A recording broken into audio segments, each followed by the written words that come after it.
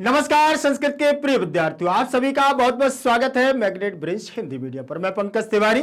जैसा कि मैंने आपसे वादा किया था कि मैं बहुत जल्द आपके लिखित अभ्यास को भी लेकर के आऊंगा, तो अब वो समय आ गया है। ध्यान रखिएगा, आप लोगों ने पूर्वत की क्लास में पढ़ा था मौखिक अभ्यास। इसके पहले की जो हमारी क्लास थी उसमें आप लोगों ने पढ़ा था मौखिक अभ्यास। मौखिक अभ्यास हो सकता है आपको दोनों क्वेश्चन आपको वो याद हो गए हो, ठीक है ना। तो आज हम करेंगे लिखित अभ्यास। इसमें हो सकता है आपको थोड़ा बहुत लिखना पड़े, लेकिन आप लोग उससे भी बच सकते हैं। उससे बचने के उपाय क्या हैं आप ध्यान रखिएगा। आपको लिखने की जरूरत नहीं पड़ेगी। जिस कंटेंट को आप यहां से पढ़ रहे हैं, जो आप बोर्ड पर देख रहे हैं, वो आपके पास भी हो सकता है। उसके लिए क्या करना होगा, नीचे डिस्क्रिप्शन बॉक्स पर आप जैसे ही जाएंगे तो आपको वहां लिंक पर जाकर के ई नोट्स और ई बुक्स की संपूर्ण जानकारी ले लेना है और उनसे पूछना है कि ये मटेरियल कैसे हमारे पास पहुंचेगा। क्योंकि ये मटेरियल जब आपके पास पहुंच जाएगा तो बल्ले बल्ले फिर तो क्लास में आनंद ही आएगा। क्यों, आप पढ़ोगे और उसका आनंद लोगे। ध्यान रखिएगा, और आनंद लेने के लिए आपको क्या क्या करना होगा ये आप पर डिपेंड करता है। आज हमारी आगे की क्लास रहेगी जिसमें लिखा हुआ है कक्षा 10वीं संस्कृत बिहार बोर्ड संस्कृत साहित्य लेखिका चतुर्थ पाठा अभ्यास लिखिता। ध्यान रखिएगा, अभ्यास लिखित अभ्यास को हम आज पढ़ने वाले हैं, ठीक है ना। और अभ्यास लिखित है तो आज हम इसको पढ़ेंगे। ध्यान रखिएगा, पहला प्रश्न हमारा दिया हुआ है, ध्यान से देखें। इसमें पहले प्रश्न में क्या है,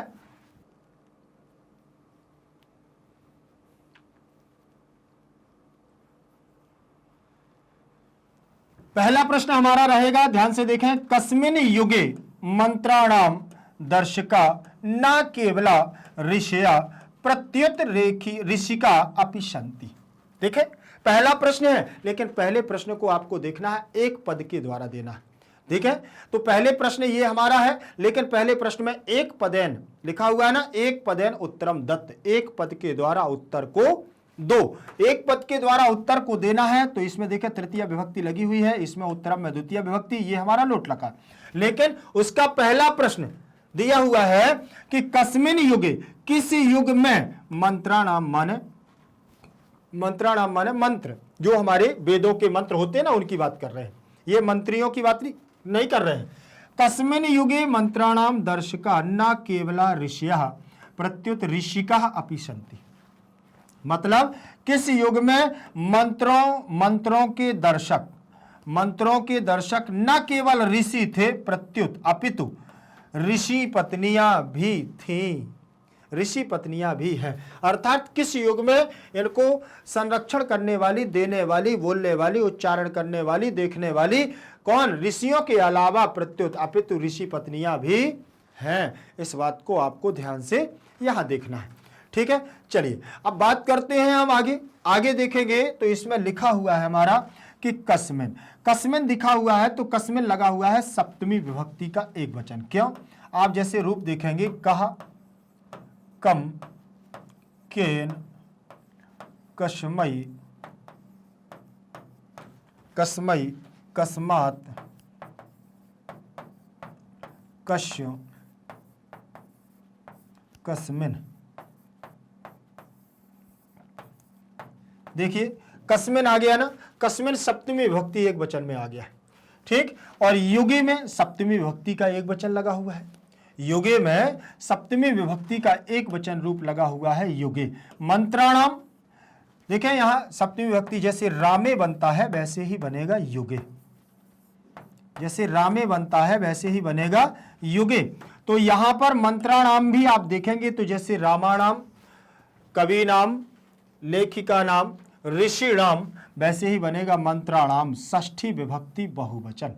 क्या बनेगा, षष्ठी विभक्ति बहुवचन का रूप रहेगा। दर्शका पहला प्रथमा का एक वचन, ना माने नहीं, केवला माने केवल, ऋषयः, ऋषयः प्रथमा विभक्ति का रूप लगा हुआ है बहुवचन, ऋषि के रूप चलते, ऋषि ही, ऋषि, ऋषयः।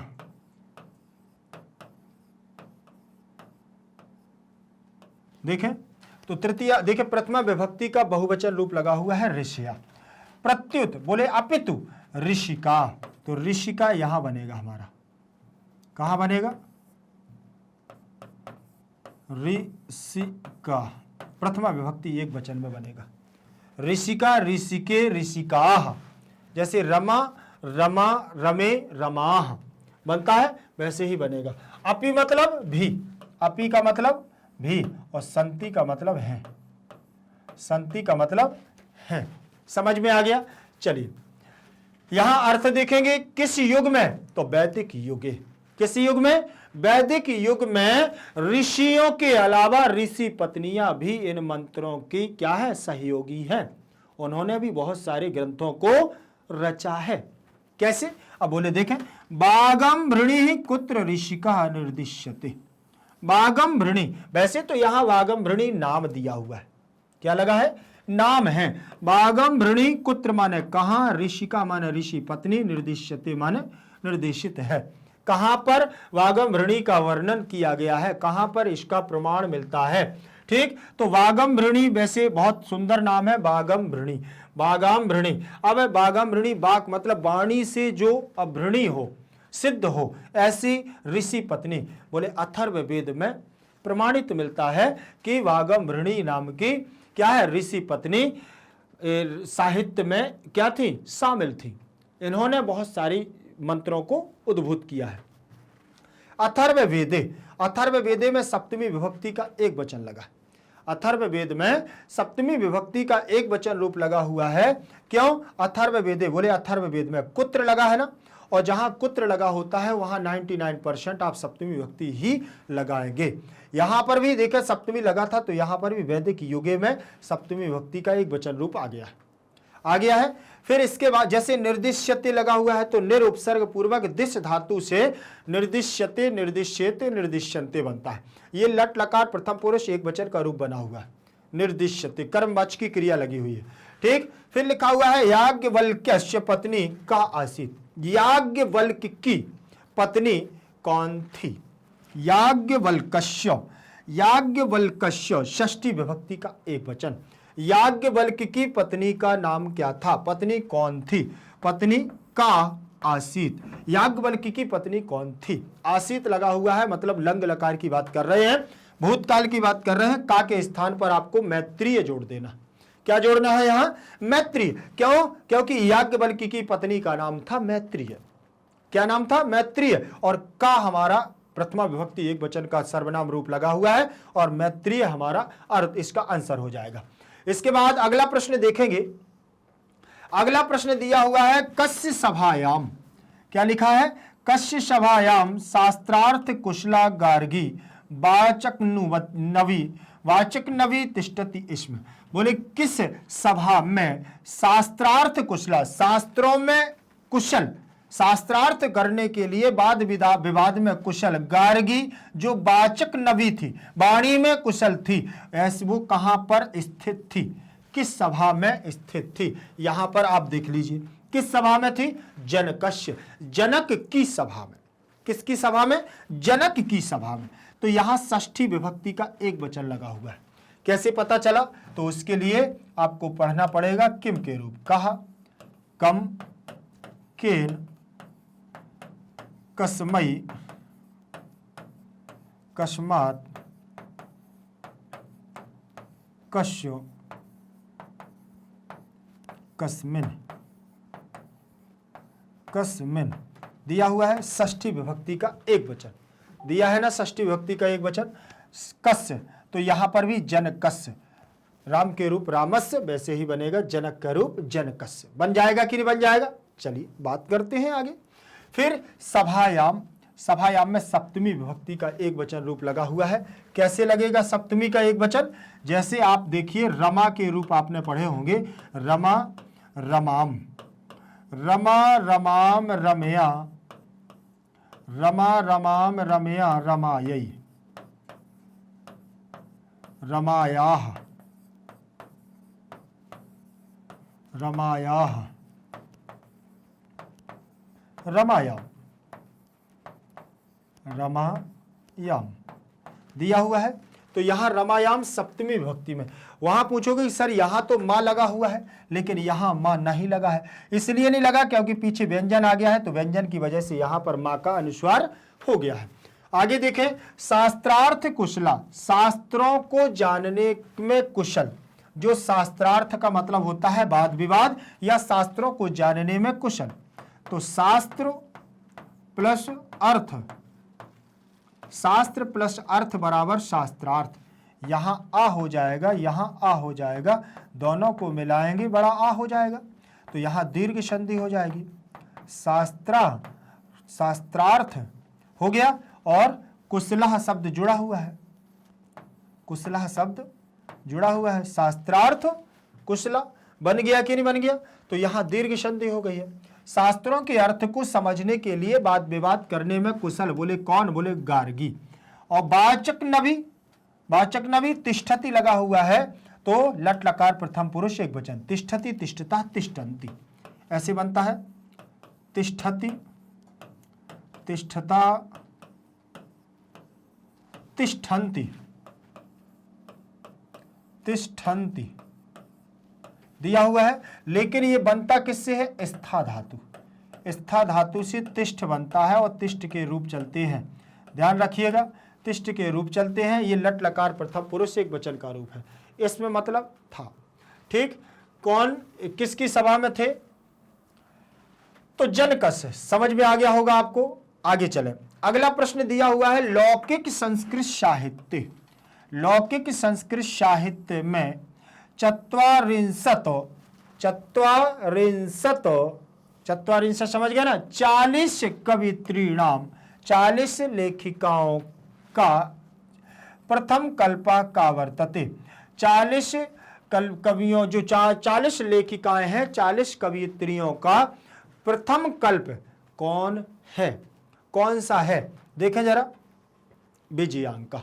कौन सी है प्रथम कल्पा, विजयांका, प्रथम कल्पा विजयांका। इन 40 जो हमारी 40 लेखिकाएं हैं, उन 40 लेखिकाओं में प्रथम कल्पा कौन है, सबसे पहले जिनको माना गया, बोले विजयांका, विजयांका। तो संस्कृत साहित्य देखें, लौकिक संस्कृत साहित्य में सप्तमी विभक्ति का एक वचन रूप लगा है। क्या लगा है, सप्तमी विभक्ति का एक वचन रूप लगा है, और चत्वारिंशत का मतलब होता है 40, ठीक है ना, चत्वारिंशत बराबर 40। कवित्रीणाम, ये षष्ठी विभक्ति का बहुवचन रूप लगा है, कवयित्रीणाम, ध्यान रखें। प्रथम कल्पा, जैसे यहां कवित्रीणाम, जैसे आपने नदी नाम यहां पर आप देख लीजिए, ऋषि नाम, प्रथम कल्पा का, प्रथमा का एक वचन, वर्तते माने है, ठीक है ना। तो विजयांका नाम हो जाएगा, का के स्थान पर क्या हो जाएगा, विजयांका। कौन है प्रथम कल्पा, विजयांका। इसके बाद अगला प्रश्न दिया हुआ है कि लौकिक संस्कृत साहित्य, लौकिक संस्कृत साहित्य कियतीनाम कवित्रीणाम वर्णनम लभ्यते।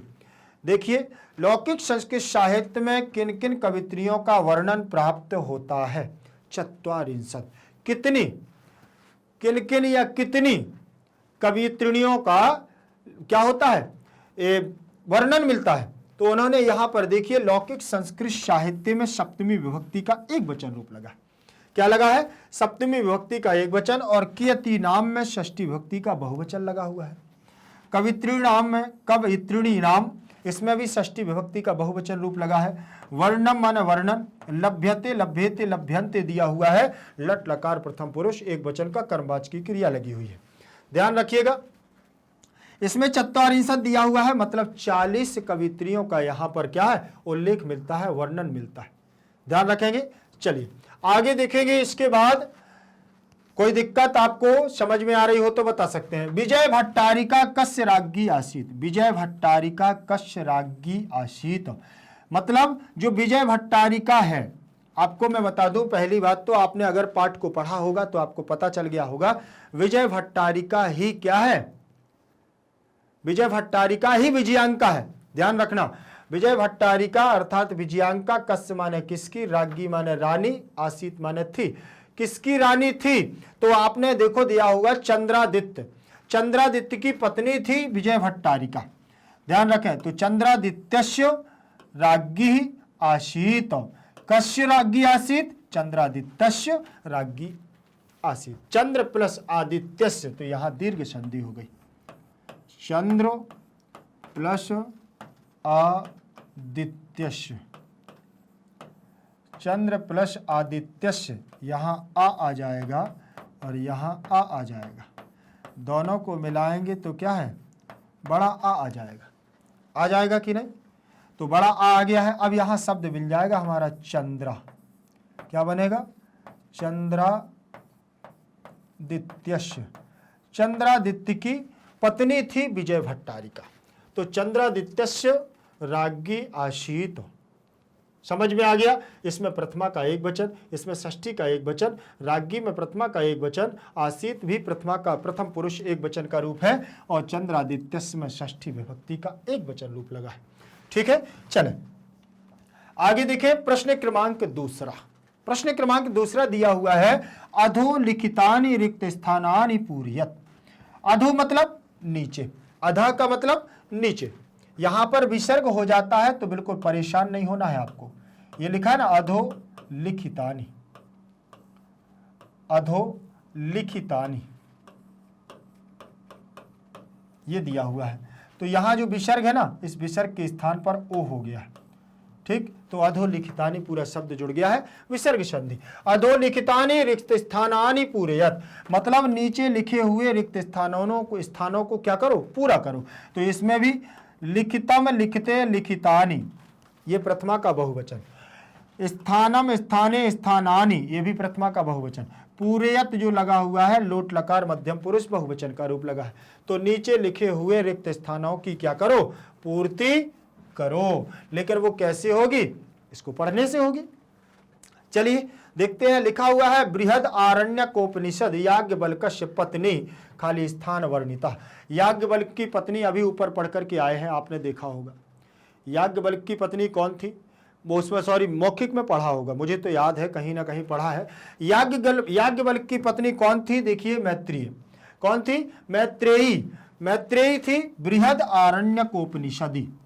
बृहद प्लस आरण्यक, बृहद प्लस आरण्यक प्लस उपनिषद। तो यहां पर दीर्घ संधि भी है, गुण संधि भी है। तो बृहद आरण्यकोपनिषदि याज्ञवल्क्य, षष्ठी विभक्ति का एक वचन रूप लगा है, याज्ञवल्क्य पत्नी माने पत्नी, मैत्रेयी वर्णिता माने कि बृहद आरण्यकोपनिषद में यह वर्णित है कि याज्ञवल्क्य की पत्नी कौन थी, मैत्रेयी थी। और इन्होंने बहुत बड़े ग्रंथों में भी सहयोग किया है। ठीक है, फिर इसके बाद दिया हुआ है, जनकस्य सभायाम शास्त्रार्थ कुशला खाली स्थल वाचक नवी तिष्ठति। इसमें अब यहां देखें, जनक की सभा में शास्त्रों में कुशल खाली स्थान वाचनवी तिष्ठति। इसमें वाणी में कुशल और शास्त्रों से कुशल ऐसी कौन थी जो जनक की सभा में स्थित थी? तो गार्गी का नाम अभी सुना होगा आपने। किसका? गार्गी। इसके पहले करके आए ना। तो जनकस्य में षष्ठी का एक वचन, सभायाम में सप्तमी विभक्ति का एक वचन लगा हुआ है। फिर शास्त्रार्थ कुशला, शास्त्र प्लस अर्थ और बराबर शास्त्रार्थ, तो दीर्घ संधि हो गई है। गार्गी वाचक नवी तिष्ठति इसमें। ठीक, वाचक नवी अर्थात गार्गी वहां पर तिष्ठित थी। लौकिक संस्कृत साहित्य, लौकिक संस्कृत साहित्य में प्रायेण माने प्रायः से खाली स्थान कवित्रीणाम सार्ध शतम पद्यानि लभ्यन्ति। ठीक है ना, सार्ध शतम का मतलब होता है 150। ठीक है ना, 100 और आधा, 100 और आधे मतलब 150। अर्थात शतम माने 100 और सार्ध का मतलब होता है 50। 100 से आधे तो 150 हो गए कि नहीं होगा। अर्थात उन्होंने ये कहा कि लौकिक संस्कृत साहित्य में प्रायण मतलब प्रायः से, या कवित्रीय माने कवियों की, कितनी कवियां? 44 कवित्रीणाम सार्ध शतम पद्यानि लभ्यन्ते। अर्थात 40 से अधिक जो हमारी कवियां थी, लेखिकाएं थी, उनके 150 से अधिक पद्य प्राप्त होते हैं। ठीक है ना, तो यहां हमारा क्या हो जाएगा? 44, 40 से अधिक। तो लौकिक संस्कृत साहित्य में सप्तमी विभक्ति का एक वचन रूप लगा है कि नहीं? प्रायण में तृतीय विभक्ति का एक वचन रूप लगा है, प्रायण। 44 मतलब 40, कवित्रीणाम षष्ठी विभक्ति का बहुवचन रूप लगा है, कवित्रीणाम। सार्ध शतम, अर्ध शतम। ठीक है ना, बोले आधे के साथ 100 मतलब 50 के साथ 100 बराबर 150। पद्यम पद्ये पद्यानि प्रथमा का बहुवचन, लभ्यते लभ्येते लभ्यन्ते ये भी बहुवचनांत पद लगा हुआ है। लगा है कि नहीं लगा है बहुवचनांत पद? समझ में आया कि नहीं? चले आगे देखें। तासु खाली स्थान प्रथम कल्पः वर्तते। ठीक है ना, तासु प्रथम कल्पः। प्रथम कल्पः किसको माना गया है? विजयांका। विजयांका को तासु विजयांका प्रथम कल्पः वर्तते पूछा गया है ना। विजयांका को कहा गया है साचा खाली स्थान वर्णा शीदति। वर्णा शीदति, सा माने वह, और वह क्या थी? श्याम वर्ण की थी। कौन? विजयांका। विजयांका श्याम वर्ण। एक श्लोक भी उसमें दिया हुआ है। बोले कि विद्वानों ने बहुत गलत किया है कि विजयांका को कौन नहीं जानता, लेकिन श्वेत वर्णा सरस्वती को सबने माना है। विजयांका को क्या कर दिया है? नदारद, उसको भूल गए हैं लोग। विजयांका, तासु विजयांका प्रथम कल्पा वर्तते, साचा श्याम वर्णासी देती, वह श्याम वर्ण की थी, इसलिए उसको कौन पूछता। फिर चंद्रादित्यस्य राज्ञी, चंद्रादित्य की रानी, खाली स्थान एव विजयांका इति मन्यन्ते। चंद्रादित्य की रानी, शास्त्र देखिए, चंद्रादित्य की रानी को विजय भट्टारिका एवं विजयांका इति मन्यते। चंद्रादित्य की रानी विजय भट्टारिका को ही विजयांका के नाम से मानते हैं या जानते हैं। ठीक, तो चंद्रादित्य में देख पा रहे होंगे आप, षष्ठी विभक्ति का एक वचन, राज्ञी में प्रथमा का एक वचन, विजय भट्टारिका में प्रथमा का एक वचन, एव का मतलब ही। विजयांका, विजयांका जो दिया हुआ है हमारा, प्रथमा का एक वचन, मन्यन्ते, मन्यते मन्येते मन्यन्ते, यहां हमारा बहुवचनांत, मानते हैं। ठीक है ना।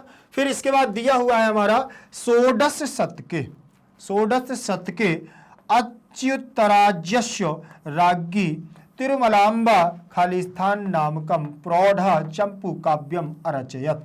1600 के लगभग, 1600 ईस्वी के लगभग अच्युत राज्य की रानी, अच्युत राज्य की रानी तिरुमलांबा खाली स्थान नाम के प्रौढ़ चंपू काव्य को उन्होंने रचा। कौन सा था? क्षमाराव। क्षमाराव नामक प्रौढ़ चंपू काव्य इन्होंने रचा। ध्यान रखें।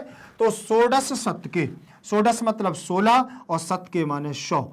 ठीक, 1600 ईस्वी में, तो सप्तमी का एक वचन, अच्युत राज्यस्य में षष्ठी विभक्ति का एक वचन, राज्ञी में प्रथमा, तिरुमलांबा में आपका प्रथमा का एक वचन, क्षमाराव में, क्षमारावा में प्रथमा का एक वचन, नामक प्रौढ़ चंपू काव्यम, ये काव्य का नाम है चंपू काव्य, अरचयत लंग लकार, रचा था। तो ये लंग लकार प्रथम पुरुष एक वचन का रूप लगा हुआ है। अरचयत, अरचयताम, अरचयन, ऐसे रूप बनेगा, ध्यान रखिएगा। ठीक, फिर इसके बाद आगे दिया हुआ है हमारा प्रश्न क्रमांक तीसरा। तीसरे नंबर को प्रश्न को देखेंगे और इसमें लिखा हुआ है हमारा अधोलिखित प्रश्नानाम, अधोलिखित प्रश्नानाम उत्तराणि पूर्ण वाक्येन संस्कृत भाषया दत्तो। अधोलिखित प्रश्नानाम, तो यहां पर नीचे लिखे हुए प्रश्नों को, तो इसमें षष्ठी विभक्ति का बहुवचन लगा है। क्या लगा है? षष्ठी विभक्ति का बहुवचन लगा है। अधोलिखित प्रश्नानाम उत्तराणि माने उत्तर, उत्तरम उत्तरे उत्तराणि प्रथमा का बहुवचन, पूर्ण वाक्य, पूर्ण वाक्य के द्वारा, पूर्ण वाक्य के द्वारा, तृतीय विभक्ति का एक वचन, पूर्ण वाक्य के द्वारा संस्कृत भाषया, संस्कृत भाषा से, दत्त माने दो। ठीक, तो यहां पर भी भाषा के रूप चलेंगे, तो भाषा भाषाम भाषया, भाषा भाषाम भाषया, ये तृतीय विभक्ति लगी। इसके आगे आप संस्कृत शब्द जोड़ दीजिए, संस्कृत, संस्कृत शब्द जोड़ देंगे तो संस्कृत भाषया बन जाएगा। संस्कृत भाषा से, दत्त जो रूप लगा हुआ है दो, ये हमारा किसका लगा है? लोट लकार का रूप लगा हुआ है। और यहां पर वाक्यन में तृतीय लगी है, ये प्रथमा का बहुवचन लगा हुआ है। ठीक, चले पहला प्रश्न दिया हुआ है आपका स्क्रीन पर, ऋग्वेदे कति ऋषिका मंत्र दर्शनवत्यो निर्दिश्यन्ते। ऋग्वेद में कितनी ऋषि पत्नियां मंत्र दर्शन के लिए वर्णित हैं या देखी गई हैं? चतुर्विंशति, 24। चतुर्विंशति का मतलब ऋग्वेदे चतुर्विंशति ऋषिका मंत्र दर्शनवत्या निर्दिश्यन्ते। कि ऋग्वेद की बात करें, ऋग्वेद में देखें सप्तमी का एक वचन लगा हुआ है, ऋग्वेद सप्तमी का एक वचन, चतुर्विंशति का मतलब होता है 4 और 20 बराबर 24। फिर देखें विंशति का मतलब 20 और चतुर का मतलब 4 बराबर कितने हो जाएंगे 24। तो 24 ऋषिकाह का मतलब ऋषि पत्नियां, 24 ऋषि पत्नियां मंत्र दर्शन वत्योह, मंत्र दर्शन वत्याह कह सकते हैं, वत्यो कह सकते हैं, विसर्ग के स्थान पर ओ हो गया। ठीक, तो दर्शन, उनका दर्शन मिला हुआ है, देखने को मिले हुए, निर्दिश्यते निर्दिश्यते निर्दिश्यन्ते, ये बहुवचनांत रूप है। ठीक, तो इसमें भी आप समझ गए होंगे कति की जगह आपको क्या जोड़ देना है, चतुर्विंशति, और बाकी आपको ज्यों का त्यों लिख देना है। पूर्ण वाक्य क्या, एक ही शब्द आपको याद करना। इसमें भी पहले, इसके पहले भी एक पद चल रहे थे, अब इसके बाद पूर्ण वाक्य भी आ गया है, तो भी आपको एक ही वाक्य याद कर, एक ही शब्द आपको याद करना है। कति की जगह आपको कितना जोड़ देना है, चतुर्विंशति। इसके बाद देखें याज्ञवल्क्य, याज्ञवल्क्य पत्नी कैन रूपेण वर्णिता, याज्ञवल्क्य की पत्नी किसके रूप से वर्णित है, किसके रूप से, याज्ञवल्क्य की पत्नी मैत्रेय थी, ठीक है ना, कौन थी, कैन रूपेण। देखें जरा, याज्ञवल्क्य पत्नी दार्शनिक रुचिमति रूपेण, दार्शनिक रुचिमति के रूप में क्या थी, वर्णित थी। यहां पर उन्होंने दार्शनिक रुचि के आधार पर वर्णन किया हुआ है। तो याज्ञवल्क्य में षष्ठी विभक्ति का एक वचन रूप लगा हुआ है। क्या लगा है, षष्ठी विभक्ति का एक वचन, पत्नी एक वचन, दार्शनिक एक वचन, रुचिमति एक वचन, रूपेण में प्रथमा का एक वचन, वो सॉरी तृतीया का एक वचन, वर्णिता में प्रथमा का एक वचन। सेम कंडीशन, कैन की जगह आपको क्या जोड़ देना है, यहां पर दार्शनिक रुचिमति रूपेण, रूपेण भी नहीं जोड़ना, दार्शनिक रुचिमति, इतना पद जोड़ना, आपको पूरा आपका आंसर हो जाएगा। समझ में आया कि नहीं, आपको यहां पर भी एक या दो ही पद आपको याद करने हैं, ज्यादा नहीं। इसके बाद अगला दिया हुआ है याज्ञवल्क्य ताम किम शिक्षयति, याज्ञवल्क्य ने किस क्या शिक्षा दी। तो क्या याज्ञवल्क्य में किसकी शिक्षा दी गई है, याज्ञवल्क्य ऋषि के ताम आत्म तत्वम शिक्षति, आत्म तत्व के बारे में इन्होंने शिक्षा दी है, आत्म तत्वम शिक्षयति, ठीक है ना। तो याज्ञवल्क्य ताम किम की जगह क्या कर देना है, आत्म तत्वम शिक्षयति। समझ में आ गया। तो यहां पर भी आपको एक ही शब्द को याद करना है। प्रश्न इसके बाद दिया हुआ है, आप देख पा रहे होंगे, पहला प्रश्न इसके बाद दिया, इसके बाद हमारा अगला प्रश्न दिया हुआ है विजयांकायाः वर्णः का आसीत्, विजयांकायाः वर्णः का आसीत्, विजयांका का वर्ण माने रंग, कहा माने क्या था, ठीक है ना। विजयांका का वर्ण कैसा था, तो क्या था उसका वर्ण, श्याम वर्ण की थी।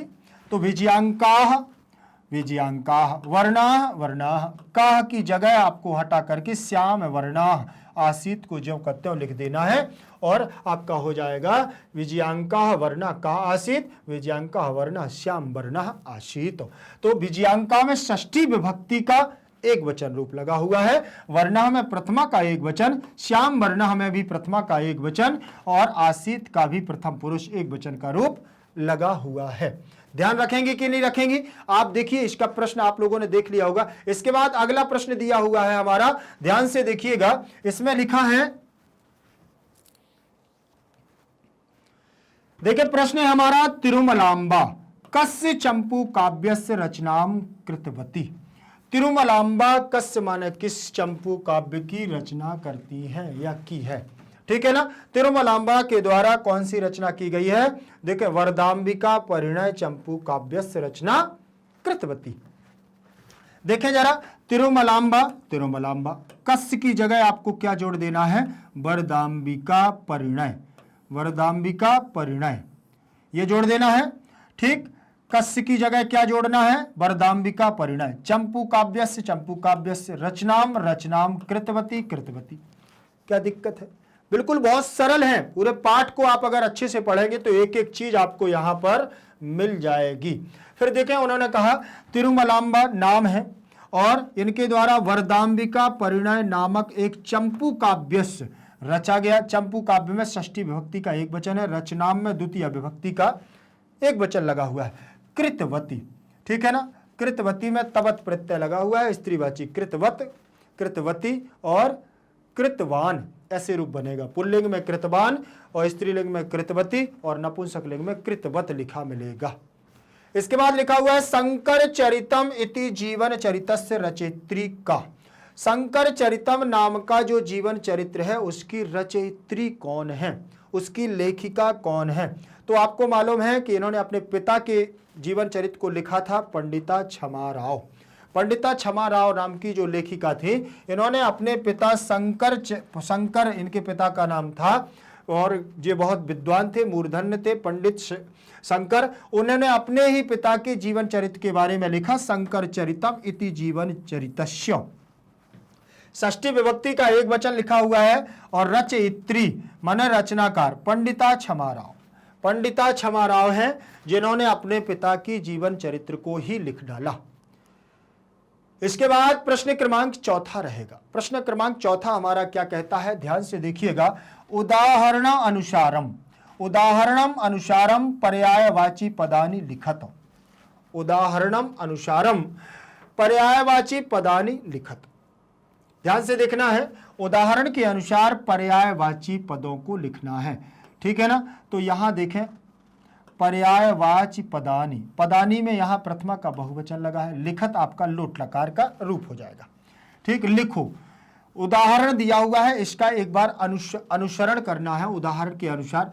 विशालम शब्द है, इत्यस्य पर्याय पदम किम, इसका पर्याय पद क्या है। विशालम शब्द का पर्यायवाची शब्द क्या है। पर्यायवाची का मतलब क्या होता है, पहली बात तो ये जान लो, अर्थात एक जैसे समान हमें अर्थ को प्रतीत कराने वाले शब्दों को पर्याय बोलते हैं।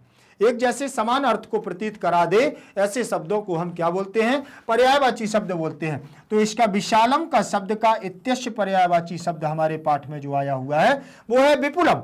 विपुलम इसका पर्यायवाची पर्याय पदम कहलाएगा, क्योंकि विशाल का मतलब होता है बड़ा या अत्यधिक, तो विपुल का मतलब भी होता है हमारा बड़ा या अत्यधिक, ठीक है ना। उसी प्रकार से अब हमारे यहां प्रश्नाह दिए हुए हैं, इन प्रश्नों को हमें क्या करना है, सॉल्व करना है। ध्यान रखिएगा।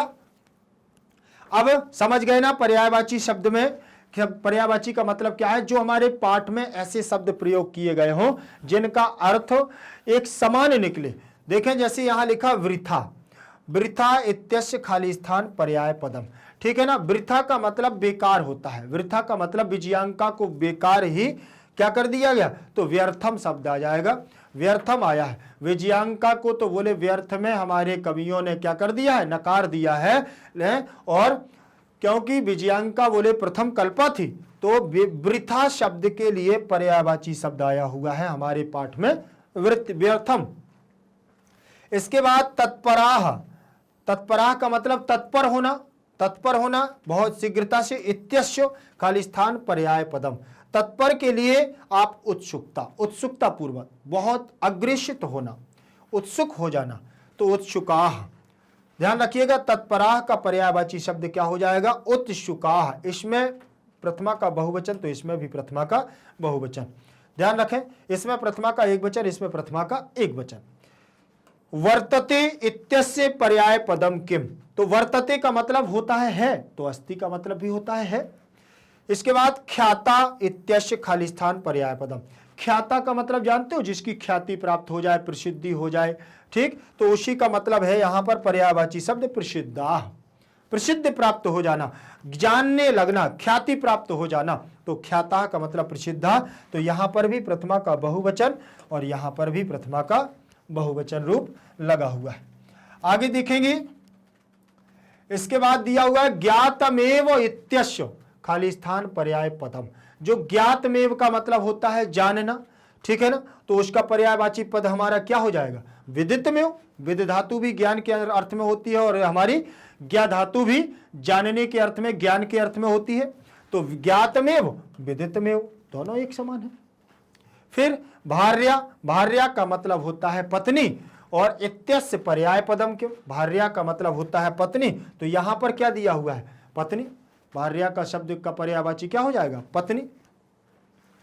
जननी, जननी इत्यस्य पर्याय पदम क्यों, जननी का मतलब होता है माता, और माता का पर्यायवाची यहां पर दिया होगा मातृ, समझ में आ गया। पर्यायवाची का मतलब होता है एक समान शब्द के अर्थ को प्रतीत कराने वाले शब्दों को पर्यायवाची कहते हैं। और विलोम पदानी विपरीत अर्थक पद, जो बिल्कुल उल्टा अर्थ देते हैं, अर्थात विपरीत पदों को देने वाले विपरीत अर्थक होते हैं। ठीक है, चलिए इसके बाद अगला हमारा प्रश्न होगा प्रश्न क्रमांक 5। प्रश्न क्रमांक 5 को हम जब करेंगे तो इसमें हमारा दिया हुआ है अधोलिखितैः पदैः अधोलिखितैः पदैः वाक्यानि रचयत। नीचे लिखे हुए, ध्यान रखें, अधोलिखितैः पदैः नीचे लिखे पदों के द्वारा, वाक्यानि माने वाक्य, रचयत माने रचो। ठीक है ना, जो हमारे ये शब्द दिए हुए हैं इन शब्दों का सहयोग ले लो और इनका प्रयोग करके आपको वाक्य बनाना है। और वाक्यों को कैसे बनाएंगे वो देख लेंगे। वाक्यम वाक्य वाक्यानि तो प्रथमा का बहुवचन, रचयत तो लोट लकार का मध्यम पुरुष बहुवचन लगा है। ये पदैः जो बना हुआ है, जैसे आपने देखा ना रामैः, तृतीया का बहुवचन, आप देखते हैं फलैः, तृतीया का बहुवचन, वैसे ही बनेगा हमारा पदैः, तृतीया का बहुवचन बनेगा कि नहीं बनेगा। चलिए आगे देखते हैं। और यहां पर भी तृतीया का बहुवचन ही है, तृतीया का बहुवचन दिया हुआ है। अब यहां दिया हुआ है पहला पद दिया है हमारा सभायाम, सभायाम दिया हुआ है। सभायाम में षष्ठी विभक्ति का एक वचन रूप लगा हुआ है, उसी से वाक्य उठा लें। आप देखिए, मैं आपको यहां पाठ से ही आपके रख रहा हूं, पाठ के ही पूरे वाक्य दिए हैं, आप बस को देखते जाना है। जनकस्य सभायाम, आ गया ना सभायाम बीच में, देखो ये आ गया सभायाम। जनकस्य सभायाम शास्त्र कुशला गार्गी तिष्ठति स्म। जनक की सभा में शास्त्र कुशल गार्गी तिष्ठति स्म माने रहती थी, स्थित थी। समझ में आ गया। वाक्यों का प्रयोग करना है, इस वाक्य इस शब्द को यहां आपको वाक्य में प्रयोग करना है। आप कुछ भी कह सकते हैं। आप यहां पर जैसे यहां जनकस्य लिखा हुआ है तो यहां आप लिख दीजिए कि महाराणा प्रतापस्य, महाराणा प्रतापस्य सभायाम शास्त्र कुशलः, शास्त्र कुशलः कौन,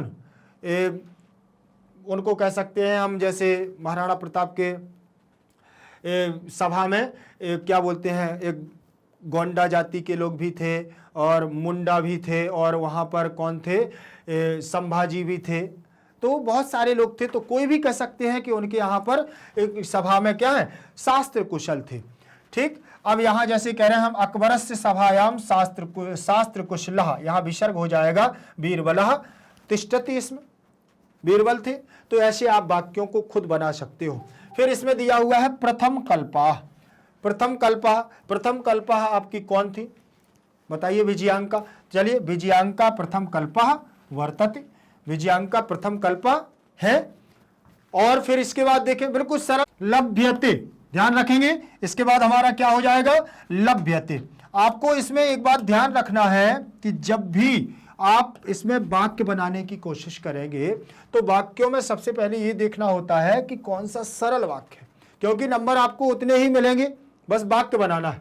लभ्यते दिया हुआ है, लभ्यते में दिया हुआ है जैसे महाभारतेपि जीवन पर्यंतम वेदांतानुशीलल पराया वर्णम लभ्यन्ते, अर्थात महाभारत में भी जीवन पर्यंत वेदांतानुशीलस्य, वेदांत का अनुशीलन, दूसरों से पराया वर्णन लभ्यते, दूसरों के वेदांत परायणशील का वर्णन प्राप्त होता है। अब यहां देखें महाभारतेपि, महाभारती प्लस अपि, तो यहां पूर्व रूप संधि हो गई है। जीवन पर्यंतम वेदांत प्लस अनुशीलन परायाः, यहां षष्ठी विभक्ति का एक वचन रूप लग गया है। ठीक, समझ में आया कि नहीं। फिर इसके बाद दिया हुआ है ऋषयः, ऋषयः से आप क्या बनाएंगे, ऋषयः में आप देख लीजिए आपका वाक्य रहेगा वैदिक युगे न केवल ऋषिया प्रत्युत ऋषिकः अपि सन्ति। वैदिक युग में, वैदिक युगे माने वैदिक युग में न केवला ऋषिया, न केवल ऋषि अपितु ऋषिका माने ऋषि पत्नी भी संति माने है। वैदिक युग में ऋषियों के अलावा ऋषि पत्नियां भी उसमें क्या थी, शामिल थी। शास्त्राणाम, शास्त्राणाम से क्या हो जाएगा देखिएगा, शास्त्राणाम वैदिक कालाद आरभ्य शास्त्राणाम रचने संरक्षणे च, वैदिक काल के आरंभ में, आरंभ से ही शास्त्रों की रचना और संरक्षण किया गया। ठीक है ना, वैदिक काल से ही क्या किया गया है, उनकी रचना और संरक्षण किया गया है। इसके बाद प्रश्न क्रमांक हमारा 6, ध्यान से देखेंगे, प्रश्न क्रमांक 6वां दिया हुआ है। इसमें क्या दिया है? उदाहरणम अनुसृत्य, उदाहरण का अनुसरण करो। उदाहरणम अनुसृत्य स्त्री प्रत्यय योगेन शब्दम रचयत। देखिए जरा, उदाहरणम अनुसृत्य, अनुसृत्य उदाहरण का अनुसरण करो और स्त्री प्रत्यय योगेन शब्द अरचयत, स्त्री प्रत्यय योग से शब्द क्या करो? जोड़ो। अब यहां स्त्री प्रत्यय, मैं आपसे पहले एक बात बता दूं कि स्त्री प्रत्यय जो होते हैं उनका प्रयोग कहां किया जाता है। ठीक है, स्त्री प्रत्यय हमारे 8 होते हैं। पहली बात तो ये जान लें, इसमें होता है जैसे टाप, डाप, चाप, गीप, गीश, गिन, ऊंग और ती। आपके पाठ्यक्रम में इतने नहीं है, लेकिन फिर भी आपको इनकी जान लेना कि स्त्री प्रत्यय कितने होते हैं? 8। यहां पर केवल और केवल एक प्रत्यय आपको पढ़ाया जा रहा है, टाप। अब ये एक प्रत्यय क्यों पढ़ाया जा रहा है? टाप में से केवल आप देखेंगे, टाप में टा निकल जाएगा, पा निकल जाएगा और जो टा में आ लगा हुआ है वो आ आपका बाहर आ जाएगा। ध्यान रखिएगा, तो इसमें आ बचता है बस। टाप प्रत्यय में केवल शेष क्या बचता है? आ बचता है। जैसे कारक शब्द में टाप जुड़ने पर कारिका बनता है। ध्यान रखें, इट का आगम होता है, इसलिए यहां कारिका बनता है। अब आपको शब्द बनाना है, यहां पर इतने सारे दिए हुए हैं, ठीक है ना। अब आपको एक चीज यहां कॉमन दिख रही होगी, यहां कहीं ई नहीं थी, यहां ई हो गई है, ठीक है। लेकिन इसमें आपको ज्यादा उलझन में नहीं, क्योंकि यहां इट का आगम होकर के यहां कारिका होता है, ठीक है ना। लेकिन आप सीधा सीधा ये जाने कि हमें सब में क्या जोड़ना है? ई जोड़ना है। टाप प्रत्यय जुड़ेगा तो ई जुड़ जाएगा आपके इसमें, तो आप इसको शब्दों को बना लेंगे। मैं आपको एक बार में दिखा रहा हूं, फिर आप लोग सारी चीजें फिर मैं आपको सॉल्व करवा रहा हूं। ये बना हुआ है, देखें, जैसे इसमें टाप प्रत्यय जुड़ा सो यहां कारक और इसका आ बचेगा केवल। देखें, का रक प्लस टाप, ये दिया हुआ है।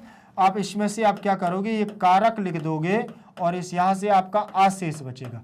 आप इसमें जैसे ही आ को जोड़ोगे तो यहां ई की मात्रा लग जाएगी, ठीक है। तो कारी और का में आ जुड़ेगा तो कारिका बन गया कि नहीं। अब आपको बिल्कुल सेम कंडीशन में आपको सारे बनाने हैं।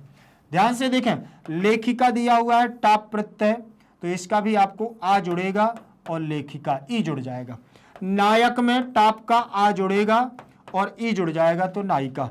वाचक में टाप का आ जुड़ेगा और यहां ई जुड़ जाएगा, वाचिका। विधायक में टाप का आ जुड़ेगा और ई जुड़ जाएगा, विधायिका। टाप योजक में टाप का आ जुड़ेगा और ई जुड़ जाएगा तो योजिका बन जाएगा। मैं आपको बहुत सरल तरीके से बता दिया है, परीक्षा में आप बिल्कुल फटाफट सॉल्व कर सकते हो। ध्यान रख लेना, फटाफट सॉल्व करने का मतलब यही है कि आप उनको आराम से सॉल्व कर सकते हो। ध्यान रखिए, अगर आप इसमें देखेंगे कि ये ई कहां से आ गई है, मैं आपको बताऊंगा तो जरूर, लेकिन आप फिर उलझन में आ जाओगे। सीधे सीधे आपको सीख लेना है। आपके उदाहरणम अनुसृत स्त्री प्रत्यय योगेन शब्दम, स्त्री पुल्लिंगवाची शब्द, ये सारे हमारे क्या हैं? पुल्लिंगवाची शब्द हैं, ये सारे हमारे स्त्रीवाची शब्द हैं। देखें, अगर हमारा कोई राइटर होता है तो लेखक होता है तो हम लेखक लिखते हैं, पुल्लिंग होता है तो। कोई जेंट्स होता है तो लेखक, और कोई फीमेल होती है तो हम उसको लेखिका बोलते हैं। फिर कोई अगर जैसे कोई महाराज महाराणा प्रताप बना हुआ है सीरियल में तो उसको नायक कहेंगे और उनकी पत्नी को नायिका कहेंगे। जैसे वाचक, पढ़ने वाले को वाचक और पढ़ने वाली को वाचिका। और विधायक विधायिका, आपने यहाँ का एमएलए विधायक। एमएलए वैसे होता तो हमारा कॉमनवाची शब्द है, कोई भी हो, लेकिन जब पुल्लिंग और स्त्रीलिंग की बात करते हैं तो जब जेंट्स होगा तो विधायक और जो जेंट्स है वो विधायिका, ठीक है ना। अब यहां योजक और योजिका, जोड़ने वाला जोड़ने वाली हो गया। चलिए अब आगे देखेंगे प्रश्न क्रमांक हमारा इसमें अच्छा, अभी इसके और भी है, देखें ध्यान से। धारक शब्द दिया हुआ है, टाप से आप बताओ क्या बनेगा। आप कमेंट में लिख करके बताओ क्या बनेगा। अभी आपने 3-4 शब्द 5 शब्द देख लिए, आप खुद बताएं। पालक से टाप प्रत्यय जुड़ेगा, गायक से टाप प्रत्यय, इनका सबका आ जुड़ेगा। मैं आपको ये बता दे रहा हूं। अब आप कमेंट में जल्दी से लिख करके बताएं कि इसमें क्या बनेगा। मैं बता रहा हूं, ठीक है ना। यहां पर बनेगा आपका धाविका, यहां धारिका, पालिका और गायिका। ध्यान रखना क्या बनेगा, धारिका, पालिका और गायिका। धारक, धारिका, पालक, पालिका और गायक, गायिका। बनेगा कि नहीं बनेगा। चलिए आगे देखें। प्रश्न क्रमांक 7, प्रश्न क्रमांक 7 पर चलते हैं। इसमें क्या दिया हुआ है, उदाहरणम अनुसृत्य रेखांकित पदानाम स्थाने अन्य पदानि योजयत। उदाहरण का अनुसरण करके रेखांकित पदानाम माने अंडरलाइन किए गए स्थान में अन्य पदानि, अन्य पद योजयत माने जोड़ो। दूसरा पद जोड़ना है जहां पर रेखांकित किया गया है, अंडरलाइन किया गया है। तो रेखांकित पदानाम में षष्ठी विभक्ति का बहुवचन लगा हुआ है। अनुसृत में ल्यप प्रत्यय लगा है, अनुपसर्ग श्रित धातु है।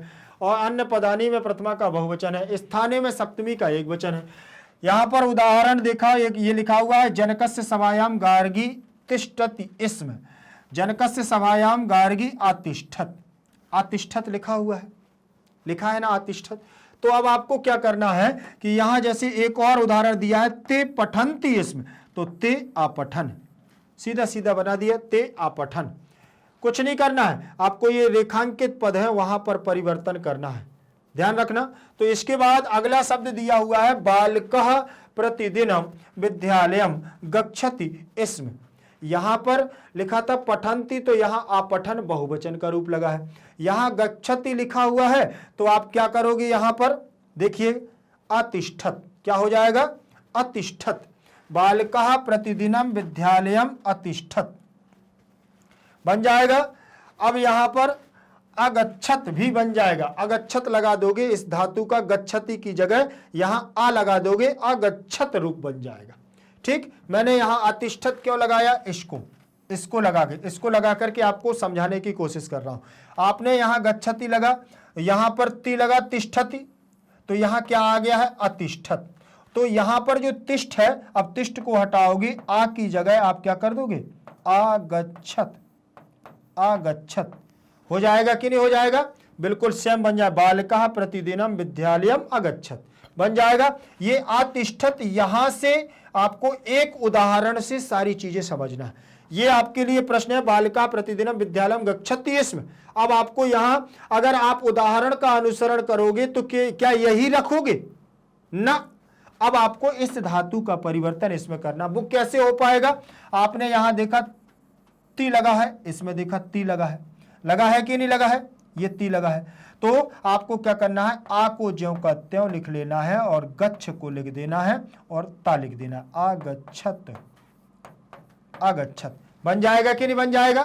चलिए आगे देखें, आगे देखेंगे। अगला हमारा प्रश्न रहेगा, छात्राः सायंकाले क्षेत्रे क्रीडन्ति इसमें।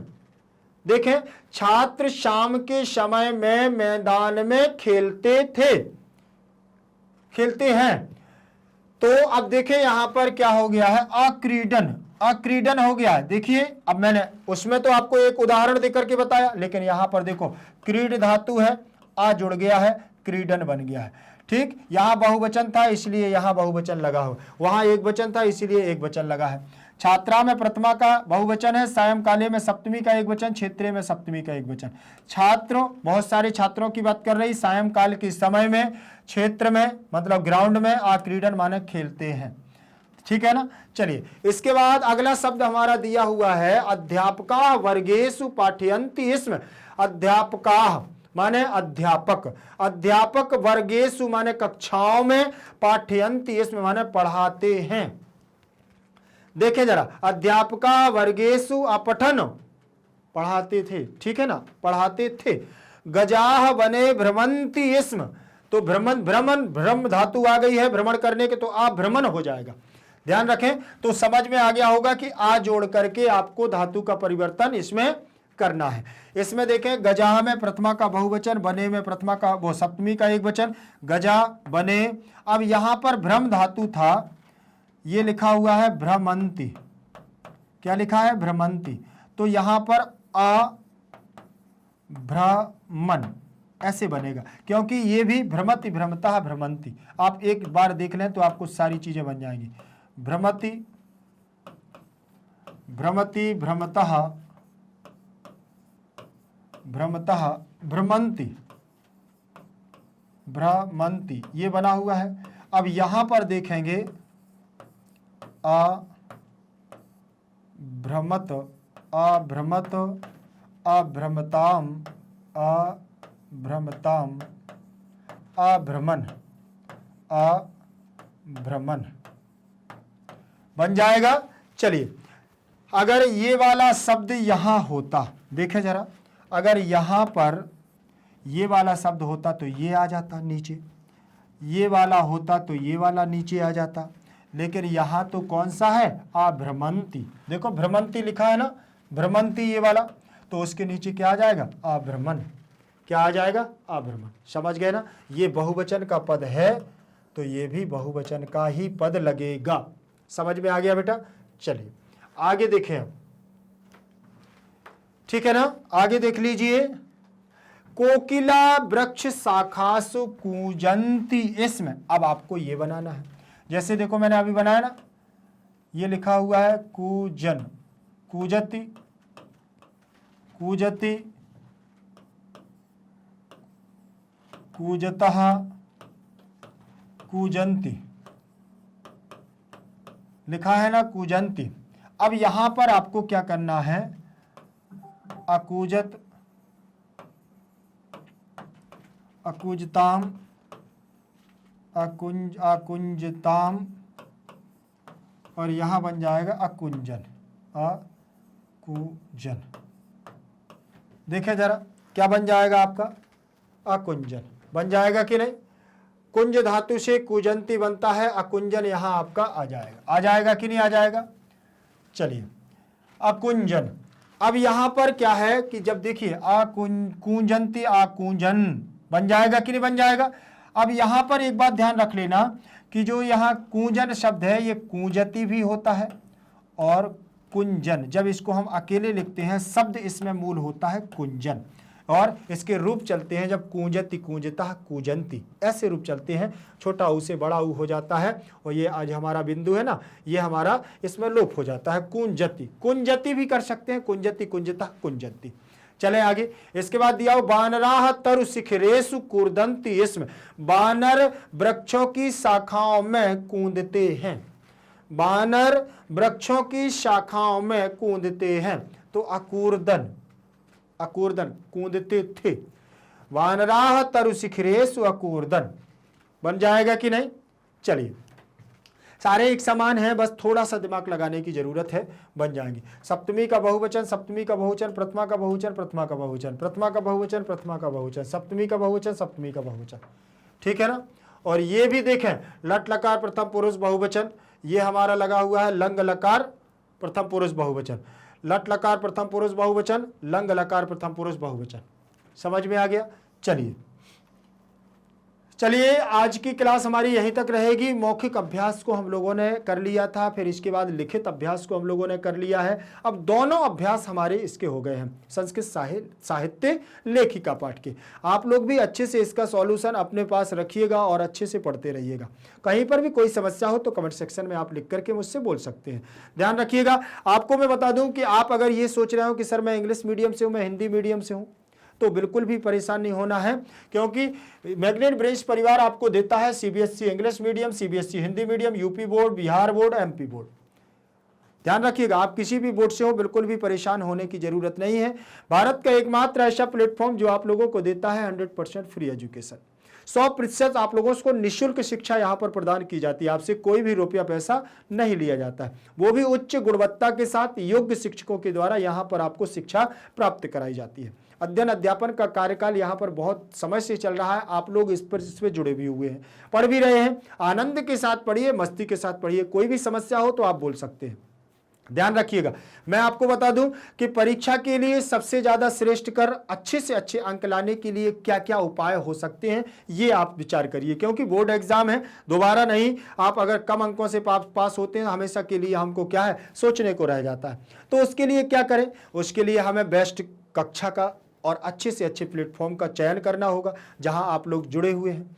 ठीक है, तो यहां पर आप लोगों को पता है कि आपको यहां पर संपूर्ण कोर्स और सारे सब्जेक्ट आप लोगों को विधिवत तरीके से पढ़ाए जाते हैं। तो आप लोग मस्ती के साथ पढ़िएगा और अधिक अंक लाने के लिए आप नीचे डिस्क्रिप्शन बॉक्स पर जैसे ही जाएंगे तो ई नोट्स और ई बुक्स की आपको संपूर्ण जानकारी यहां से प्राप्त हो जाएगी।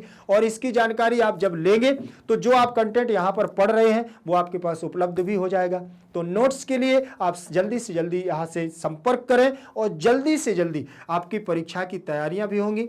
ध्यान रखिएगा, आप लोग अपने अंक लाने के लिए आप स्वयं जिम्मेदार हैं। आप कितनी मेहनत कर सकते हैं, हम लोग तो केवल और केवल मार्गदर्शक रहेंगे। आप जैसा कहोगे हम लोग पढ़ाते जाएंगे आप लोगों के लिए। आप पूछोगे सर संधियां नहीं बनती, संधि लेकर के आएंगे। आप बोल रहे हो सर वाक्य नहीं बनते, वाक्य लेकर के आएंगे। और ये सिलेबस तो हमारा चल ही रहा है, संपूर्ण कोर्स के साथ हम लोग क्लास देते हैं। तो आप लोग भी जुड़े रहिएगा, बने रहिएगा। आपसे मैं एक और कहूंगा कि अगर प्लेटफॉर्म पर आप नए हैं तो चैनल को सब्सक्राइब कर लीजिएगा और वीडियो अच्छा लगे तो लाइक शेयर कमेंट करते रहिएगा। अगले वीडियो तक आप हमारे साथ बने रहिएगा। जय तु संस्कृतम, जय तु भारतम।